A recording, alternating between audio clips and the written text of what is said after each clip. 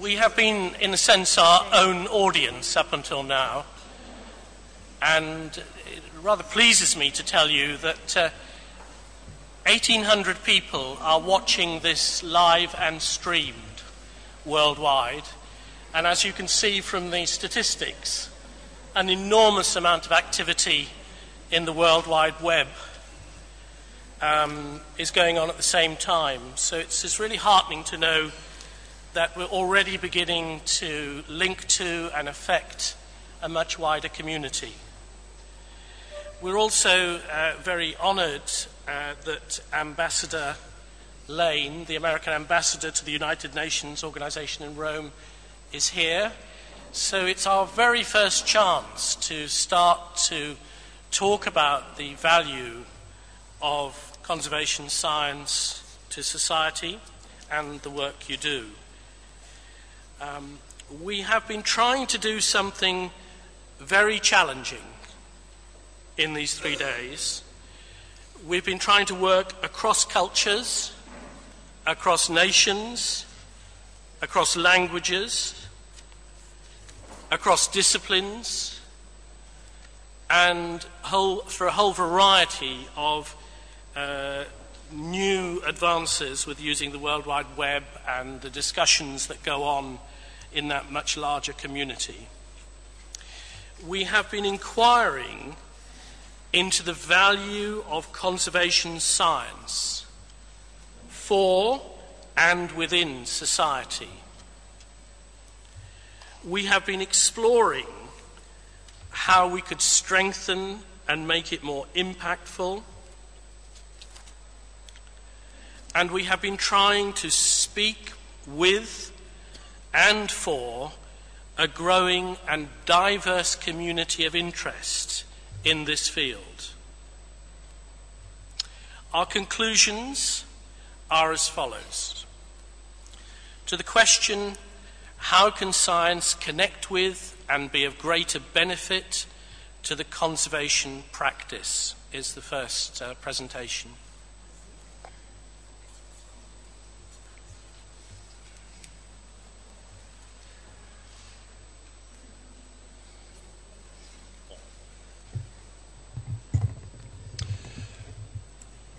So the IN team had representatives from Brazil, Sweden, Belgium, Mexico, India, Netherlands, China, the United Kingdom, and the USA. And as befits a team with architects and engineering minds amongst the members, we decided to look conceptually at this problem through some models and diagrams. And of course, the conservation of cultural heritage is for the benefit of society. And in the context we're talking about, we see science and heritage and its welfare as a symbiotic activity. We recognize that science delivers for the understanding of heritage through humanities-based research and also through science in archaeometry, as well as through conservation practice, and that's why we've used the terminology we've used here. The pyramid of knowledge is an interesting model we chose to describe the fact that there is an enormous body of traditional knowledge in vernacular building techniques around the world, and we've dotted that line because very little of it is written down. It's an oral tradition, it's a practice tradition, and needs to be understood and disseminated with the aid of science. There is an enormous body of existing knowledge which would benefit conservation practice if it was better known, better disseminated, and better interpreted so that it was better understood. And new scientific knowledge also aids the practice, and from academia, of course, funding streams all over the world are operational for new discoveries in science, not for the dissemination of existing knowledge. So our proposal is based around a strategy for science in the support of conservation practice. it is mitigated by the needs for interdisciplinary collaboration and the development of policies that enable the strategy to proceed. Our strategy involves need assessments, improved methods of practice, and access and dissemination of knowledge in various forms to create the best impacts. And the impacts are mitigated by time and resources and by cultural context. So this is how we think science connects with and can be of greater benefit to conservation practice. And we see this not as the responsibility solely of scientists, but of conservation practitioners. It's the yin-yang process we referred to. So scientists involved in heritage and conservation practitioners should collaborate and develop a heritage science strategy to engage in creative partnerships, make assessments of needs and gaps, make improvements to methods and optimize access and dissemination of information and knowledge and understanding, and thereby expand and exploit knowledge, improve understanding of heritage and its sustainable welfare, and deepen recognition of values and significance, all the above contributing to societal benefits from heritage, both now and for posterity in the future. So through the use of this strategy, we recommend to promote an interdisciplinary understanding in problem-solving conservation processes, to develop interactive teaching tools and platforms based on science to meet needs in practice, to scientifically assess traditional knowledge, to understand it as an alternative in conservation practice, and to optimize conservation processes through the use of heuristic and sustainable methods, linking research and practice. To tailor new approaches in documentation that guarantees open access and community-based conservation. To assure open and credible information using common language and terminology, accessible for as many end users as possible and adapted to the level and context. And to use impact assessments to assess the effectiveness and influence of science in support of conservation practice, for example, by means of the Rome methodology, evaluating the rationale, objectives, and appraisal of the research or science support, and monitoring and evaluating its influence, for example, by evaluating the quality of the science, its societal relevance, access to and dissemination of the findings, and professional and public awareness and understanding of the results.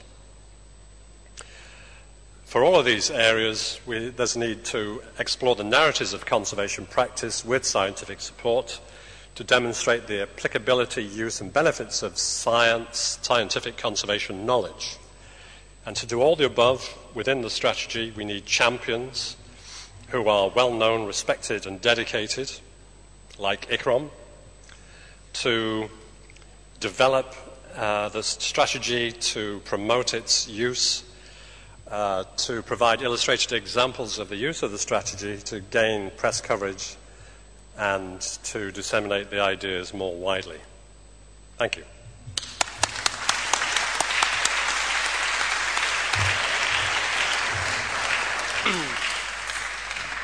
We moved on to consider how can science connect with and contribute to world societal priorities.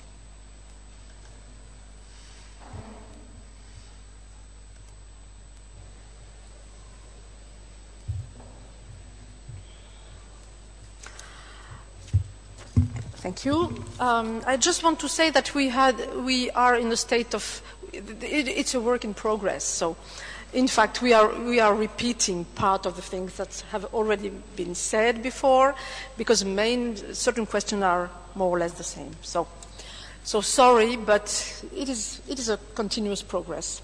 So the key question we had to answer was how can conservation science connect with and contribute to world societal priorities?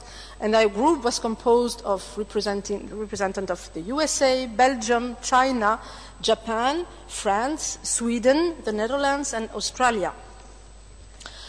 Why do we think it is important? We think it is important because it is included in the basic human rights as described in the Article 27, Part 1 of the International Human Rights Declaration. Everyone has the right freely to participate in the cultural life of the community, to enjoy the arts, and to share in scientific advancement and its benefits. So in our work, we have had a specific focus on share. And we have divided the sharing in three levels. Sharing by participation on a society stakeholder level, by a as a contribution to a scientific advancement by sharing at a peer level, and finally share by communication with decision makers and politicians. So the recommendation we try to put forward, the first three ones are general. Conservation science increases access to cultural heritage by facilitating physical access with better risk assessment tools, and improves enjoyment by delivering an intellectual and emotional experience through sharing of deeper knowledge. Second, assessment process necessary for conservation science is a multidisciplinary participatory process.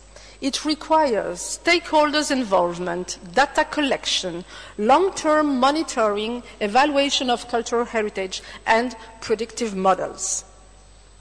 The optimization of available resources, especially in periods of crisis, by facilitating the harvesting of scientific knowledge and its transfer to professionals and also to a wider community. Share. As a recommendation, we would like to improve communication, facilitate connectivity more than communication, connectivity, interactions, and understanding, mutual understanding between conservation scientists and other stakeholders in heritage community. Also to improve the quality of the conservation science response to societal needs by cultivating an interdisciplinary approach. We recommend to improve also the training of professionals, and we will like to see the training of professionals to solve problems in a collaborative environment with the appropriate skills for communication with stakeholders, peers, and policymakers. And the last two ones, we have stopped before 10, but only 8, advocacy. Encourage the emergence of leaders in the field able to meet the local, regional, and global agenda of societal needs through strategic planning and knowledge transfer.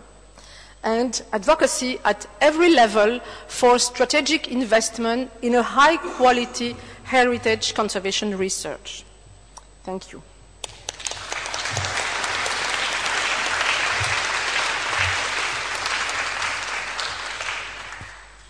And then it naturally, I think, moves on to the question of how can we build an integrated and impactful future for science in conservation, so a future search.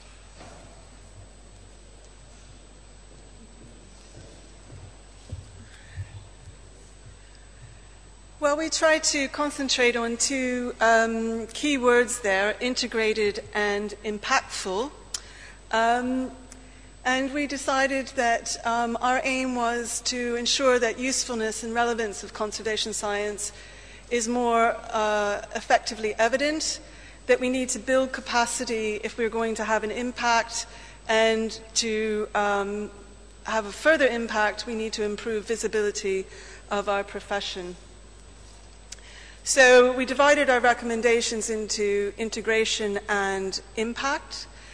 And we felt very practically it would be useful to map across all the countries that are represented at this meeting, the professional community and their expertise. And that would lead to strengthen and expand our community to one that was much more inclusive and capable and willing to reach out, engage with the various communities that we've talked about over the last couple of days. We discussed that it was important to define a common vision and mission, and that could happen on a local level, starting with an individual or smaller local community, but reach to a global network as well. We felt that, aligned to that it would be useful to encourage every country or every region or community to develop its own national research strategy, and these could be shared and have the added benefit of highlighting goals and vision, and it could be a good starting point for building a wider network. We talked about using the web, social media, etc., to create a knowledge infrastructure. Certainly across the last couple of days we've all benefited hugely from the knowledge around the table, and we need to share that more effectively. We talked about developing ourselves as advocates, as champions, as troubadours, somebody said, to represent our profession on whatever existing platforms are there already to promote our goals and ambitions. To harvest the potential of citizen science, to extend our community even further. Work very hard, if we're talking about impact, to provide evidence that conservation science can inform social issues. That's something that we've heard from the other groups.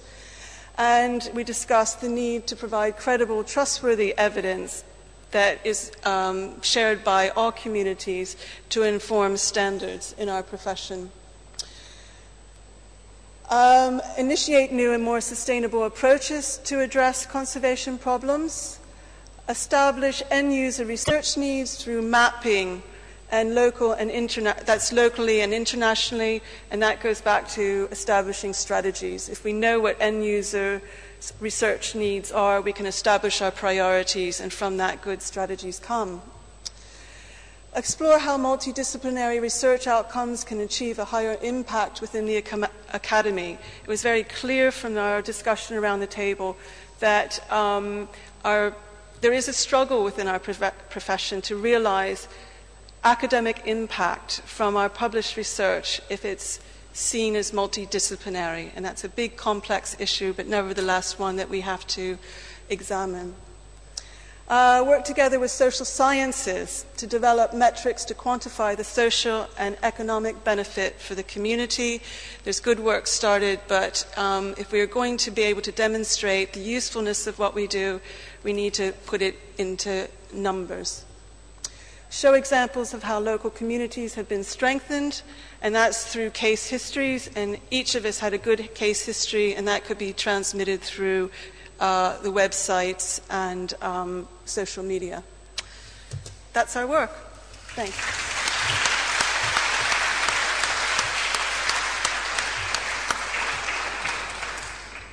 They were the three big questions we kind of started the conference and mostly permeated our discussions. But two kind of other themes emerged as we were talking. One was the need for tools. Tools for working together and tools for continuing the conversation in publication or digital form beyond.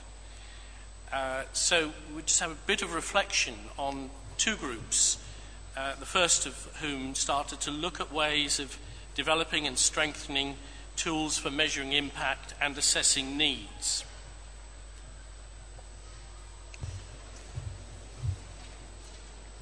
So just to recapitulate what George has said, the what of our task was tools for assessing needs and impacts. We put the management strategies into parentheses and focused on general needs and impact tools. Why is it important, in lay terms, to get things done that meet our goals with efficiency and effectiveness?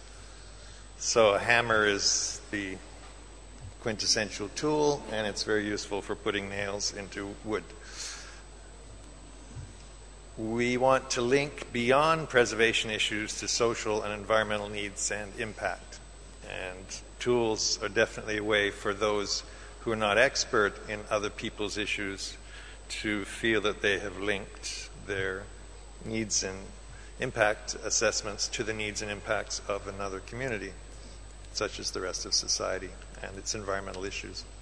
So, what is a tool? We actually uncovered this later in our discussions, but we will give you the benefit of sorting the presentation into, I think, an easier order, because we took about 40 minutes to decide what was meant by a tool.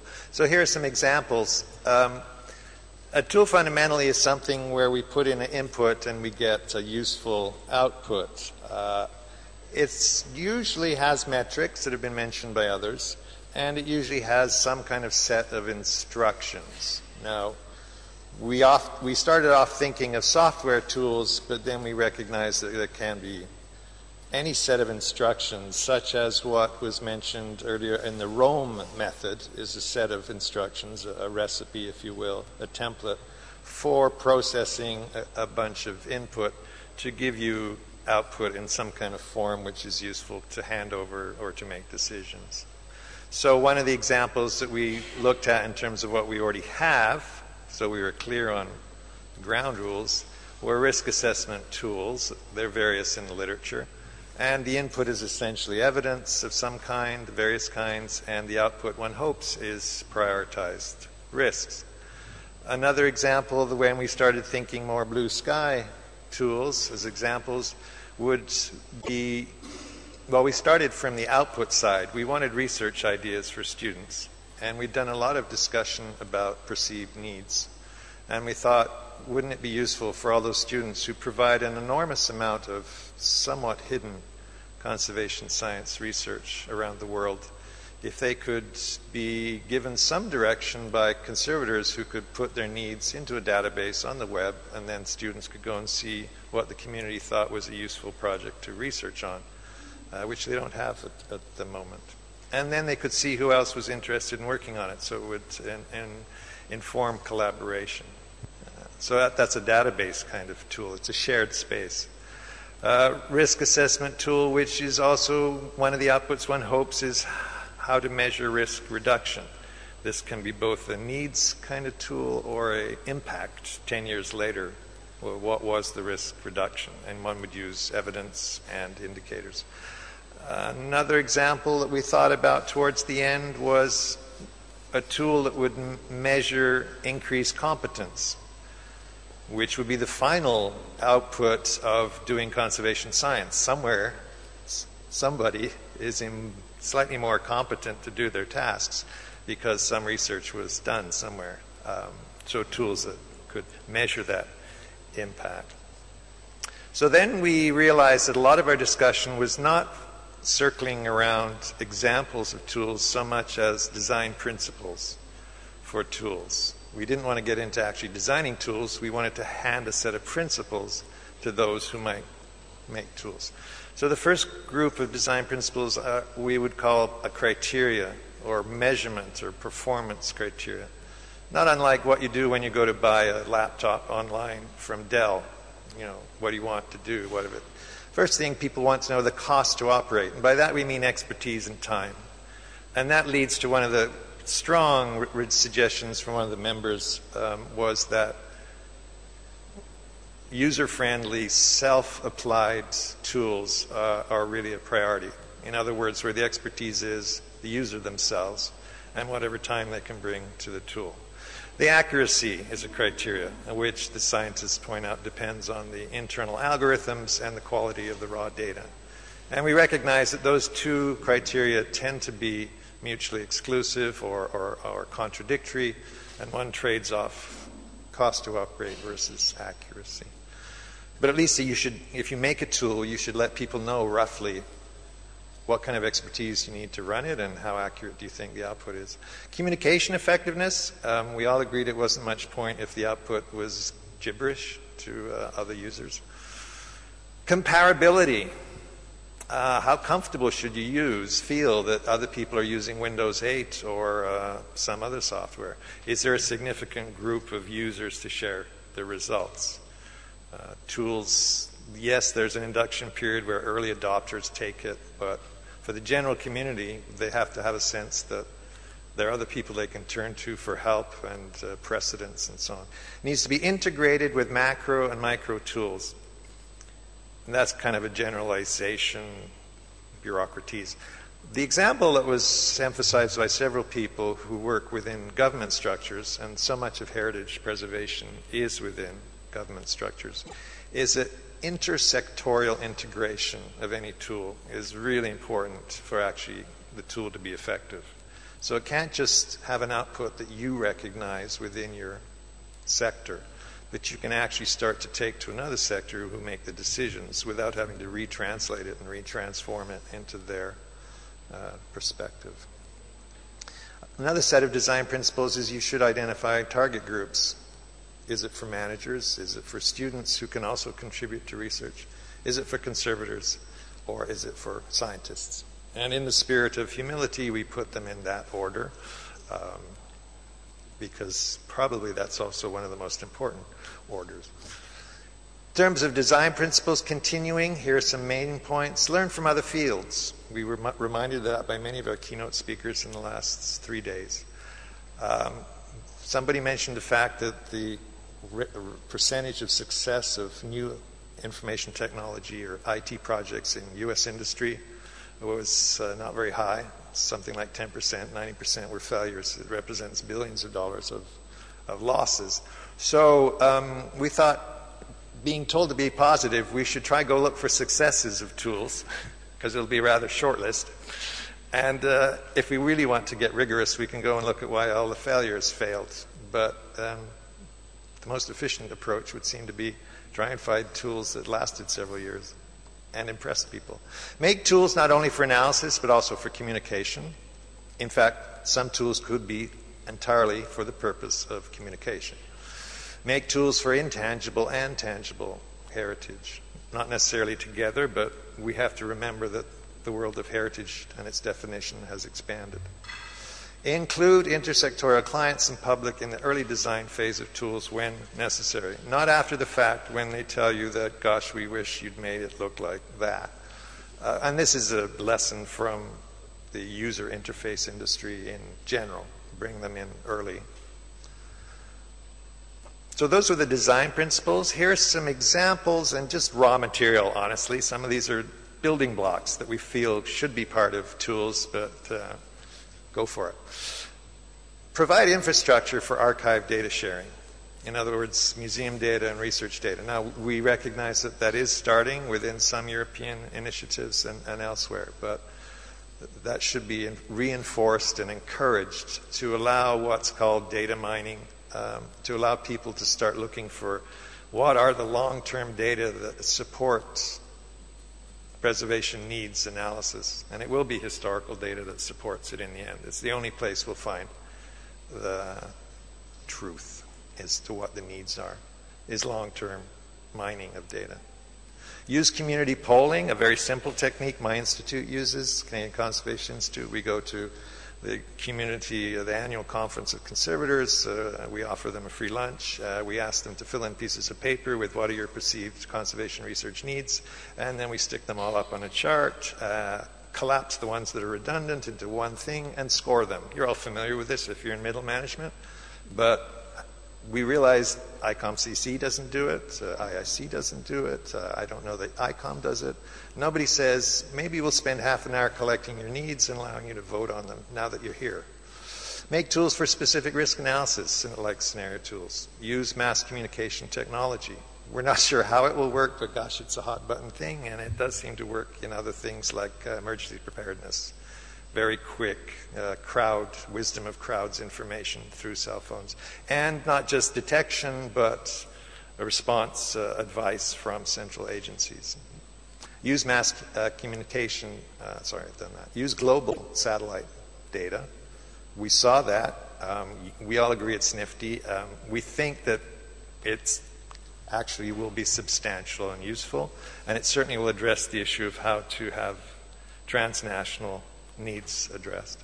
And finally, provide needs and impact measuring tools for decision makers before they develop their own for us.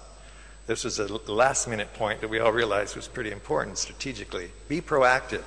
If we don't give them the tools to link our interests and concerns to their decisions, they'll make them for us, and it's happened before, and we won't be happy. Thank you.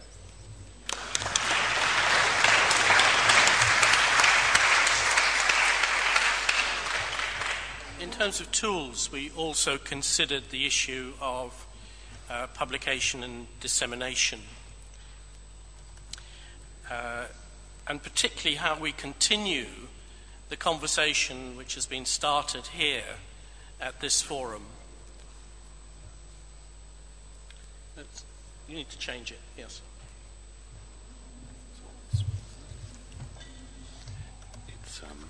It's this F. Oh, this one. Okay, great. Excellent, thank you. So our group had this slightly sideways mandate of looking how all the deliberations of the groups who were looking at the kind of blue sky thinking and how we would integrate the work of these 3 days might be published. And we were asked to look at what publications from the proceedings of this forum might look like. And I'm afraid, we decided we wanted to widen this a bit to look not only at a kind of traditional publication route, but also the more general ongoing dissemination of the results of our 3 days together. And we had a group that was representative of Germany, Italy, the Netherlands, Malaysia, the Republic of ICCROM, the UK. But we also drew into these discussions Jennifer and Simon from the Forum web team, because we felt that since so many of the things we were saying relied on us using the web in the future, that we needed to have a reality check with those who are more used to dealing with this. So why do we think we should publish, and I'm going to use publish for publish/disseminate, the results of this forum? We think it's been a unique process, and we have a message worth disseminating and publishing. It's generated important ideas for a number of different audiences with whom we need to collaborate and communicate. And of course, we'll hear a bit more about those audiences from other groups who have just looked at that specifically today. We obviously had to define for ourselves where we thought that audience lay, and so we had a kind of a subtext of the different audiences we were looking at. And we want to help change perceptions towards the value of conservation science, both among those stakeholders and policymakers, but also among the other groups with whom we collaborate. And we felt that also we had a certain authority as a group, because it is drawn widely across different professionals, different people with expertise and experience, and from a broad international basis. So when should we be publishing this, and for how long should these publications be current? And we came up with what we've described as outcomes 1 to 4. And starting with looking at their time span before looking in more detail at what they are. So we thought in the very short term we ought to be producing something like a press release. It will have a short lifespan, and then it will lead in the shorter term to more focused statement documents, which will have a medium lifespan. These will be kind of holding points for the various discussions which have been held over our 3 days. And to a large extent, these will be superseded as we go on and publish Outcome 3, which is effectively our substantial publication of the outcomes of this forum, which will have a much longer lifespan. But we felt that there was also a need for what we've called Outcome 4, which is a longer-term evolving content. And we felt that this was on a web platform, and it then invited continuing contributions and feedback from the likes of the people who've been contributing from outside this forum today, and indeed from us as we go back and are able to contribute to the discussions as they stretch out into the future. And we felt that this was potentially indefinite, but more likely it will be superseded by, well, the ICCROM Conservation Science Forum 2018, for example. There might be another meeting of this type. So what might these look like, and what might be their format. So the press release we felt was probably a short thing with a supporting press pack, emailed out electronically to press agencies, to newspapers, and released on the web. The focus statements and documents we thought were probably a web release. This was something that went out on the web. It didn't have any kind of hard copy format at all. The longer, more substantial document, giving an in-depth analysis of the discussions and supporting material, we thought was probably something for web release, but it could be a print-on-demand document. We were looking at some of the discussions that had been around the tables in the last 3 days, and the green option, not printing this, the international inclusivity option, where many countries now, the tablet or the mobile device is the best way to get something out rather than the printed format. And finally, the whole question of open access, and if we go into a printed publication, what are the kind of limits on open access of this? And just quickly on this one, because this was our substantial document, we thought we might look in a bit more detail about what might be in it. And so a foreword, something to give the context of where we were, to talk about why this publication had come about, an introduction indicating the kind of methodologies that we used across these 3 days, the all-important executive summary for those who don't want to plough deeper, and then the first of these sections, a synthesis of the day 3 discussions. In other words, the highlight points that the groups today have taken from our previous 2 days of discussion and prioritised and targeted. And then the synthesis of the day 1 and 2 discussions in a form that is kind of a more considered view than those that could be produced very quickly in the kind of few minutes that were available for the moderators and rapporteurs over the last few days. And we would want to link those to the evolving content on the website. And then finally, this could be a place where selected background material and appendices, for example, the excellent literature surveys and position papers that were produced in advance of the forum, could also find a home.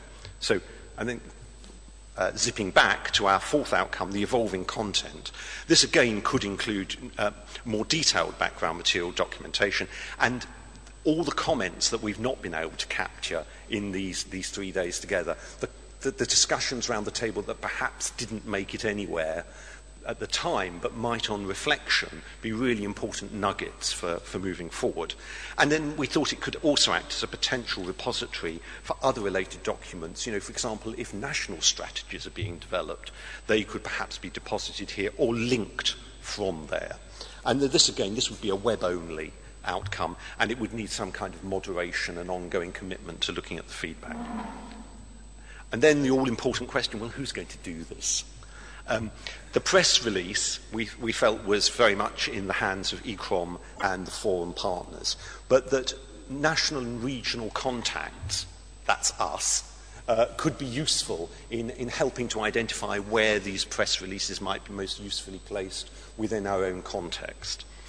The focus statement documents, in other words, the highlights of the discussions today and in the previous 2 days, we felt that potentially the way to do this would be to have content teams coordinated by ICCROM, but with the moderators and rapporteurs from each of those groups acting as kind of a focal point to provide an initial synthesis, which they would then kind of do a reality check and feedback with the people who were within those groups. And that indeed this content team method of working could apply equally to the more substantial publication. And the teams would work up more detailed documents based on the available inputs and the subsequent feedback. And then finally, and this is why we needed to talk to the web team, the web team would be posting and moderating the continuing discussion, and they would be responsible for this kind of, future site that would allow us to continue this kind of community that we've built up over the last 3 days. Thank you.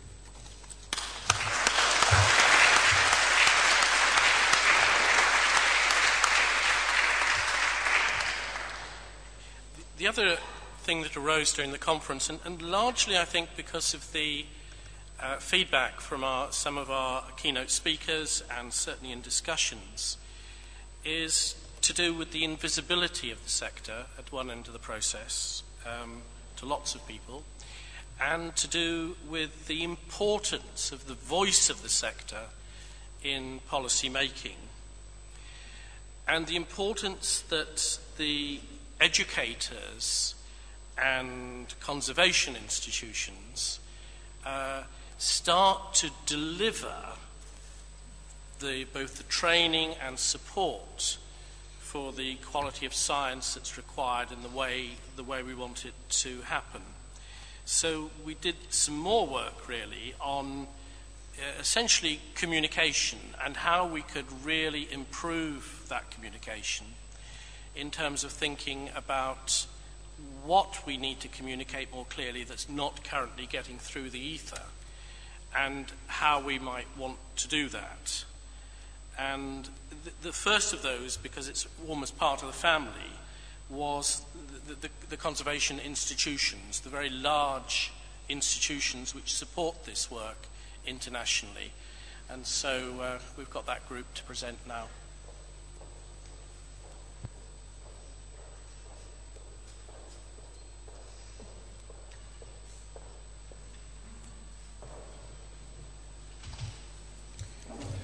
So the team who tackled this topic was composed of representatives from Korea, France, China, Portugal, the USA, Switzerland, and Canada.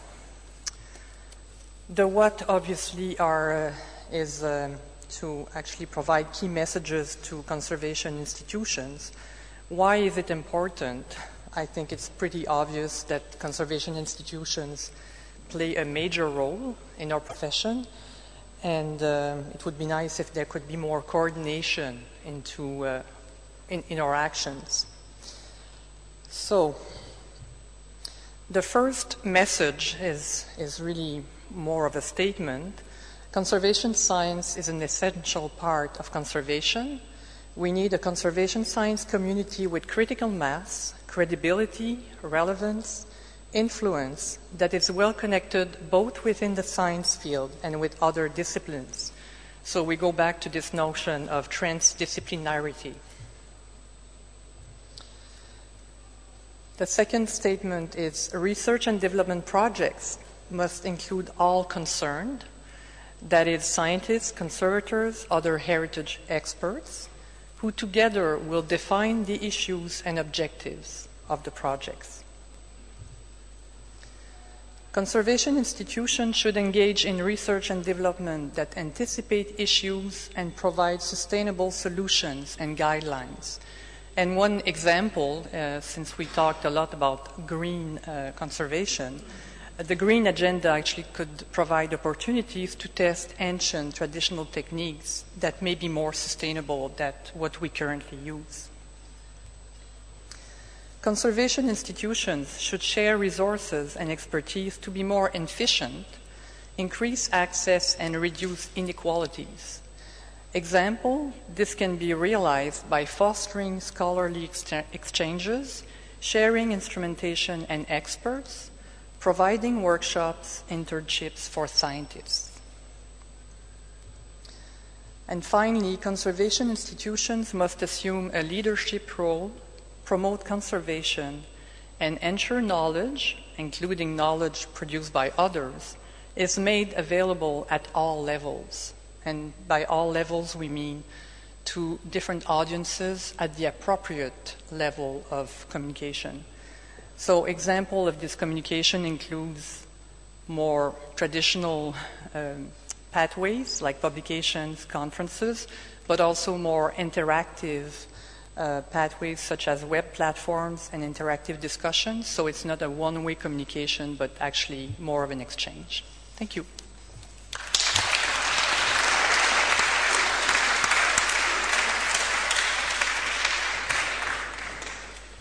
And I think as we traveled through our discussions, I think a lot of the groups realized the importance of educating a new breed of professionals who can meet some of the aspirations and demands that we've been talking about. So there are some important lessons and messages to educators here.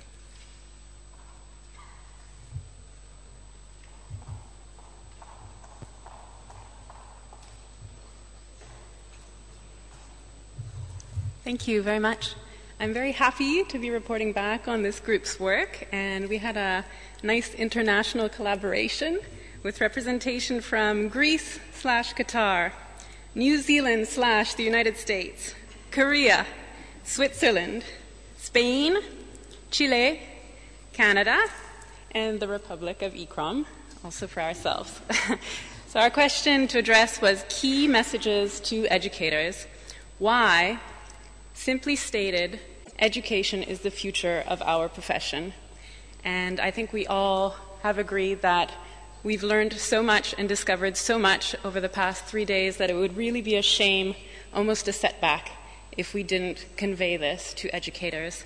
It's also very much in response to the survey that was conducted by ICCROM as well, because I think this shows that there is a need for guidance. So I will go through the points. They are listed in no particular order of importance. Educators should have a clear understanding of the vast array of necessary sciences. By this we mean different sciences, natural, social, physical, etc., that contribute to conservation to ensure graduates can bridge these different disciplines. Educators should value traditional knowledge systems as part of the cultural heritage in their own right. Conservation science could be used as a means of better understanding this traditional knowledge. Conservation education should consider the social and political dimensions of conservation in addition to technical and scientific.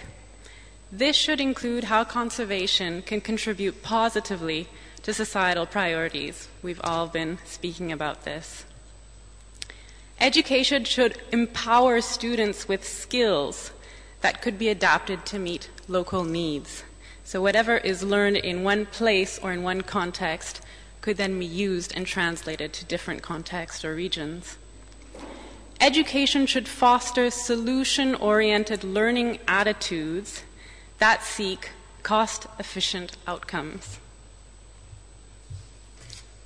Conservation education should expand beyond concern for material culture to consider issues such as emerging and intangible heritage and sustainability.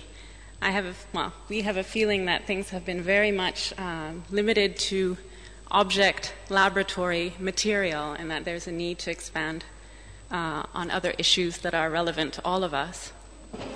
Educational programs should respond to the needs of the profession, as well as ensuring that graduates have the skills necessary to be employed. It is a responsibility of educators that their students have opportunities that they can fill in the future.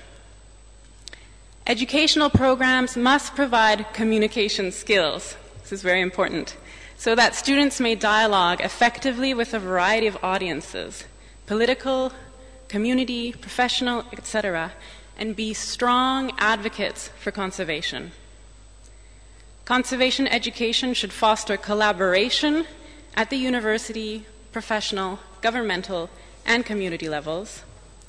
And also, educational frameworks should be developed to be flexible enough to take into account local, governmental, and social conditions. This point is really to ensure that these programs can be implemented successfully in different regions.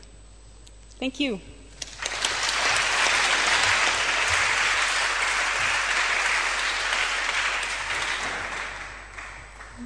We were reminded on loads of occasions in our discussions that we are here for society, we are here for ordinary people, for the public. And the public have very little understanding, I think, of the value and importance of this work. So we had a group have a look at what messages do we want to send out to the public, and how do we do that in a way that engages them and supports them and educates them and inspires them.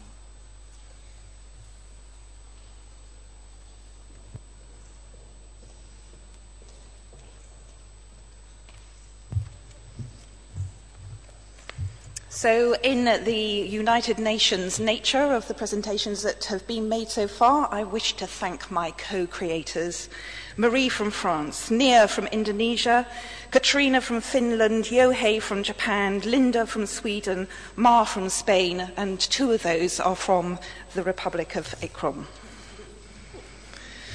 So the key question that we were addressing was what conservation science can do for people through its work with cultural heritage. We debated with ourselves about whether we were addressing the promotion of conservation science to people, but we thought that conservation science is a means and the end is the cultural heritage for the benefit of people. Why was this question important? Because we feel very strongly and quite passionately, and I think this has come out through many of the presentations we've had over these past days, that we, the conservation and science community, are working for people and for their sustainable future. So we thought and talked a lot about what the solutions and the goals might look like. We wanted to create a sense of what the feeling would be after we've created and crafted these messages. So we felt that we needed to walk the talk, that we shouldn't be just sitting in our ivory tower, beautiful as it is, positioned by the Trevi Fountain, but that we should be really collaborating with those who we are trying to give our messages to. So we felt that our messages, in principle, should be co-authored with the public. They needed to be optimistic, that they can give hope by telling inspiring stories about what conservation science can do for cultural heritage, rather than depressing people with doom and gloom. Although the odd disaster can bring cultural heritage to life and give those personal stories about, in a truly Hollywood sense, triumph over disaster. We feel that our messages should provide an intellectual space for personal connection between people using the stories that we can tell, and that the narratives that we tell should, rather than being the cool and objective tone of professional conservation science interaction, be emotionally engaging. But we recognise that emotions can range from a need for tranquility and reflection to the energetic and the dynamic. We feel that the messages should be inclusive for everyone who's involved or affected by cultural heritage, ranging from the traditional practitioners who are expert in looking after traditional cultural heritage, to professional and scientific experts in the care of cultural heritage. Our messages need to be relevant both locally and globally, and they need to reflect the spirit of the place in which that message is told. And finally, we recognise that our messages need to be designed for and to value the very diverse audiences that they may engage with, from traditional workers to global audiences such as migrants. Global audiences include visitors, tourists, as well as to the local inhabitants. So, examples of how these messages might be developed. There needs to be a selection of communication tools, and we've had a useful definition from Stefan about what a tool actually is. We got over that ground remarkably lightly because we're superficial communicators, and what those tools are both locally and globally. It's all very well harvesting the use of global satellites if you don't have a satellite phone that works in the middle of your conservation site. So tools that we thought of were the media, the internet, TV and science shows. There's also a huge value in face-to-face interaction where people can see the energy and feel the passion that practitioners have for their subject. There's traditional stuff like demonstrations, passive exhibitions, but exhibitions that also involve interaction with the public. And then we try to get a little bit imaginative, and I'm particularly grateful to France for this. Mobile laboratories, conservation science tents, which might have a light green footprint on the planet, cartoons, comics, games. Is there something that could be done about the young conservation scientist and a box of tricks with which they can blow up their parents? Audiences, kind of the ones we were really focusing on. They're huge and diverse, but it felt to be important for us in that we were dealing with polarities, that they should prioritise ranging from the young to the adult, that they range from the local inhabitants to the global audiences. So we then tried to come up with some themes around which these messages might be organised, and what we want people to feel as a result of hearing these messages. We felt that conservation science was contributing to cultural heritage being about making connections, cultural heritage being about people, but about cultural heritage enabling people to travel through time, from the past, through the present, to a good and better future. That cultural heritage is personal, it belongs to you as well as it belongs to us, and that it's a valuable resource. So then we had a go at some messages, and these are kind of some things, and apologies for the fact that we're not professional advertising executives, but we thought we'd have a go and just share these with you. And we did one of those kind of polling exercises and voted on some of them. And then we decided to walk the talk and live the dream by trying some of these out on an audience which is right next to us, the Trevi Fountain audience. And it was kind of helpful for me because I'm not only in this room, usually I'm on the other side of that wall. I'm looking at the Trevi Fountain, and, you know, we are a very privileged people to be sitting here in this extraordinary place. So we had a go about connecting with people, and these were the messages that we tried: how conservation science helps heritage to connect people in time and space, that heritage can be made open for business rather than chiuso per restauro, that we are open for restoration or we're open for conservation, because there's kind of a bit of an internal debate about, do people recognise the terms conservation and are they difficult? And finally, it helps cultures to care for culture. And the sample was small, it was not statistically or scientifically designed, and it was a short exercise, 20 minutes. And I haven't done the addition, somebody did. I think it was around 28 responses, a kind of 1 in 10 rate of a positive willingness to interact. But even in that small amount of time, you can see that there's a positive trend. And although we liked the open for business, because we're professional conservators and conservation scientists, in fact, it was quite appealing to notice that what people wanted was the one about cultures caring for culture. And that gives me hope for humanity. Thank you very much.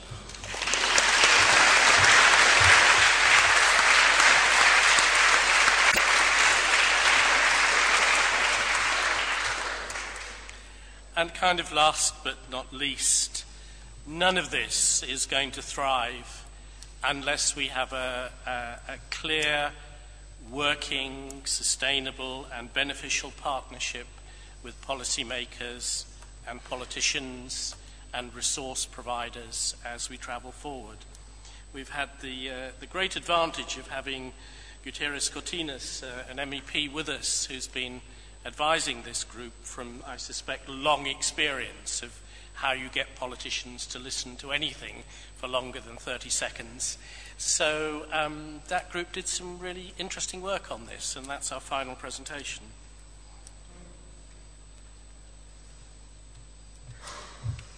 Thank you. I'd like to thank my very creative group that you can see before you, but yeah, mainly Christina. I mean, it was a real privilege today. Some of our naive heritage specialist attitudes towards the real world were very quickly corrected, and we were guided in the pragmatism of life. We had a very rich discussion, which I think is represented really in the text that we generated, and I hope to some extent is partially reflected in the comments that we synthesize.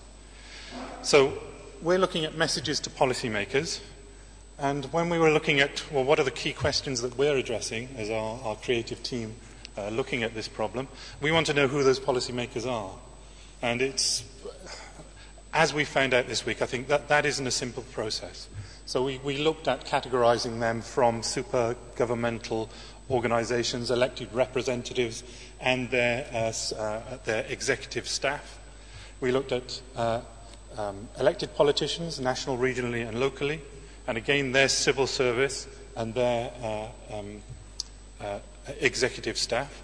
And there was a difference here that was pointed out in terms of the short-term nature of elected representatives, the here today, gone tomorrow politicians, and the longevity, the continuity that's often provided by their institutions. So we looked at, therefore, what the implications are in terms of how do we get our message across. We look for opportunities to do that, so opportunistic situations for elected representatives maybe, but more sustained, continuous legacy engagement with the institutions and their structures. We looked at policymakers who are funders, both private and governmental, from the government, and we looked at people as policymakers and how they're structured within their social and civic society. So the idea of how those people are grouped together, whether it's heritage communities, it's villages, it's membership societies, a whole range of institutions that take individuals who are people into communities which make them policymakers. And there was an attempt to turn that around on its head. Which are the most powerful policymakers in that process, and therefore who should we be communicating with? Are they the people? Are they the civic structures? Or are they super-governmental organisations? This caused us a slight problem because obviously we're going to be saying different things to those different audiences. So what we decided that we needed to engage with all actors in that decision-making process. And because conservation science is an intensely personal and political process, we can mediate between the actors, and we can do this selectively, and we can bring hope possibly to civic society in some situations and engage in community building. We needed to know what policymakers need from us, and we thought they needed projects that would get them re-elected, in the case of elected politicians. They needed to be pampered and their pride massaged, so there could be prestige projects that they could engage. And what do we want from them? So we need a system and a structure in order to be able to engage in policy. We need resources to be guided towards heritage projects in order that we can do our job. So we looked at how do we develop some of these common interests between these different policymaker groups and between our professionals. We were asked to think why we think convincing policymakers is important. And we think this because conservation science research provides evidence for decisions. Research needs to support the integrated approach in terms of economic, social and cultural. And this economic approach we thank Christina for, because it's a policy, a governmental, super-governmental policy which politicians are engaged with at the moment. So there is a need for us to engage with the same concepts, language and processes that our policymakers are engaged with themselves. We need to convince policymakers because we want to raise the priority of heritage within political agendas.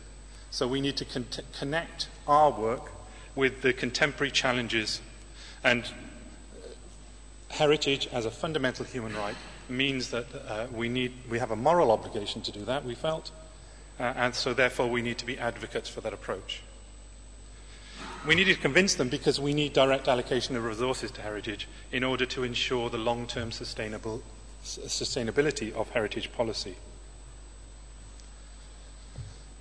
Some solutions and goals are to identify heritage as a resource to generate economic benefit and social solutions that can be integrated into contemporary political priorities. We were asked not to come up with wishful thinking, but practical, functional, executive action systems, platforms and instruments that can be integrated into existing political structures and processes. We want to ensure that the obligation to heritage is managed as a long-term process. So we need to develop legislation and long-term policy in order to do that. We need integrated instruments to evaluate and provide feedback on the work of heritage professionals and policymakers. We've talked about a number of different metrics so far. And also we've talked about the expansion really of the skills required in conservation science research in order to incorporate these cultural aspects to our work. And our contribution to that is political science and governance studies. So that should be incorporated into our education programs, into our toolbox as heritage professionals and into conservation research. In terms of how we do that, we need a mechanism for the continuous participation of all actors in our heritage projects. In order to do that, we can build civic society platforms and institutions for heritage communities. So there's a need to have an infrastructure through which decisions can be taken and projects developed. And we thought of some examples, membership organisations, and Katie will be happy with our excellence recommendation, which is the National Trust Organisation, which developed from a voluntary organisation into one of the largest and most powerful conservation charities in the world. And we just thought of a few examples as we were going through, and there are some interesting examples, such as public audience, which is a Brazilian legislation process by which people can I'm not quite sure, but people can inquire about heritage practice and have their needs related through heritage organisations, so to build some kind of institutional infrastructure. And to achieve this, we need efficient data to demonstrate the impact of political decisions on the electorate, so politicians will be very keen to be able to do that. They often need that as a very rapid response. So they'll have questions that we will have to provide, despite the complexity of the questions and despite our lack of certainty. And a Roof survey in Belgium and Heritage at Risk are two examples of that kind of process. And we need to use, again to reiterate, heritage concepts, language and ideas that reflect contemporary social needs and the kind of language that are used by our policymakers. Thank you.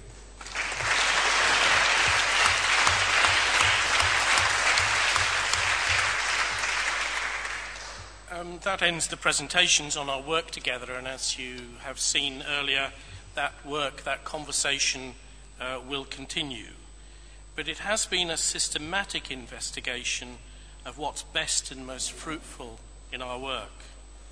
And it's provided us with a guide for creating a more impactful and socially relevant future.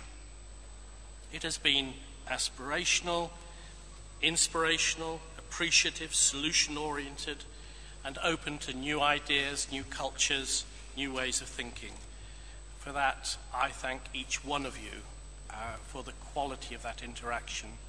I think it's far exceeded the expectations of what we could do in this short period. So thank you.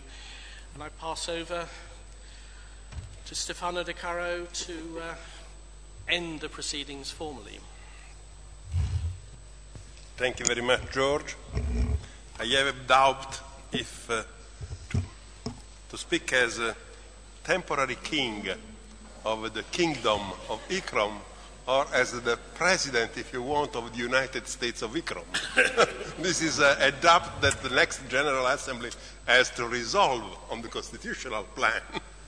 Anyway, you see, as the presentations have shown, there were and there are many demands, many requests, many issues to be dealt with, and there has been many answers. And we have, thanks to the very intense work of all of you, now at least a path, some first answers, some first tracks where ICCROM, with the collaboration of all the institutions that joined ICCROM in this forum, have established. This was a very interesting and innovative way of working, also for ICCROM.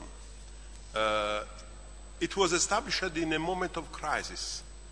The traditional training in practice was thought, was considered to be a little bit falling down because many national institutions developed in university, in centers, ability in training, architecture, restorations. Many labs in the world are able to do much better research than in the lab of ICCROM. And so it was a good idea of the Council of 4 years ago to think about a possible future for an institution like ICCROM that was created to provide a way for the conservation of the heritage in a world that was in crisis and was searching a way for the conservation after the Second World War II, when new nations were established on the world stage, when all the nations were debating how to restore the damages of the bombing in Europe and so on. And so thinking was the fundamental idea of ICCROM. And it was a good idea of the Council to re-put the thinking at the base of ICCROM as a tool for changing, conserving the fundamental basis of ICCROM, that was thinking for conservation for the benefit of an audience of states more and more confiding, having confidence in ICCROM. Nowadays we are 132 member states, and sometimes I have the doubt that we are unable to respond to all the requests that came from this, and in which way we can respond. So the forum has provided the forum and the tool for the forum, which was the consortium, has provided one of the answers to join the efforts, both from the point of view of the thinking, but also very effectively from the point of view of funding, to activate an activity that was without any funding from the program and budget. This was a very important step to overcome the difficulties that we are facing, like many other intergovernmental and international organizations, and the confidence that all the 15 institutions that are participating is a very promising track for us. Nevertheless, we have to ask why there are some continents that are not present here. We have to ask, what about Africa? There is just the lady from Senegal, if I don't mind. So there are important parts of the world that are not present and that we have to take in consideration for the future, for other fora, for other consortia, also maybe establishing a new way of collaboration between the consortium members. We try to do it in a way, enlarging the partnership of participation to this. We have to rework on this, enlarging more and more. Anyway, this was the first step. And I am not in position to say that it was a success. The consortium will establish as a United States of consortium of the United States of ICCROM. The leadership of this is of the consortium. And the consortium will decide how the publication will be made, how the web diffusion of the conclusion and the continuity of this will be achieved in the future. There will be certainly other institutions that will participate in this discussion. We have heard about the National Trust. We know about the French government, the CNRS. We will have a similar discussion at the national and international stage. ICCROM is naturally inviting and will receive all the inputs from all the discussion that will be done in every platform, on every stage, to participate in this discussion which is fundamental. Conservation for sustainable development is the key issue of the future. Conservation of world heritage, which means natural, cultural, it means a lot of things. And sustainability means a lot of things. It means that how humanity, which is increasing in number, is shortening in resource, can preserve itself and its cultural values. We know that the shortening is one of the theme of the crisis, is one of the reasons of the political, of the social crisis. So we have to consider the heritage conservation in this framework. Stop with my philosophical flight. I have the duty and the pleasure to thank all the partners to this consortium. I have not the time to number all of them.